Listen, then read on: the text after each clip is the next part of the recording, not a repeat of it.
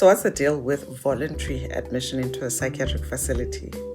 I realized in 3 conversations I had this week that there is a bit of a misconception around what it means when someone says they are voluntarily admitted into a psychiatric facility. I'm Dr. Gwanya-Mdletye. I'm a psychiatrist and a mental health advocate. So when someone is admitted voluntarily in a mental health facility, it does not mean that they put their hands up and said, pick me, I want to get admitted, right? It does not mean that someone is just taking a break from normal everyday life. It does mean that someone has a mental illness, a serious mental health condition that they are aware of, that they have insight into, which poses a risk, right, to their well-being, to either their personal safety or to the safety of others. And they are willing to be admitted. Why? Because with mental illness, sometimes people do need to get admitted even when they are not willing, right?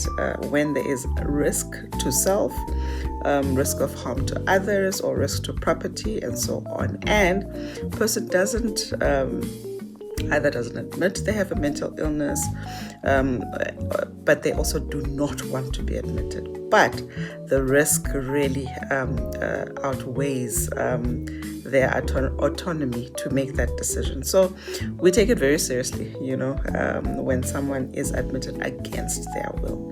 As a result, there are legal processes that precede this kind of admission, and that is an admission which we call involuntary. So in South Africa, under the Mental Health Care Act, a person with mental illness can be admitted as voluntary. This is where voluntary admission comes into play, because that means that this person admits that they have a mental health condition, that they have a mental illness, and they are willing to be admitted. This is when we call it a voluntary admission.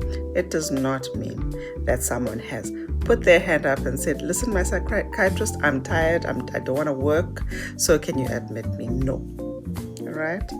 So if someone working in your organization says they are voluntarily admitted, please do understand that when we admit people into a mental health facility, it is on the basis of an existing, a real and a serious mental illness, and that they are not faking treatment or illness. They are not voluntarily trying to stay out of work. No, they have an illness and they need to be admitted.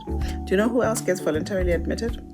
Someone who has high blood pressure that's uncontrolled, that goes to the doctor, says, I'm not feeling well, and wants to be admitted to get treated.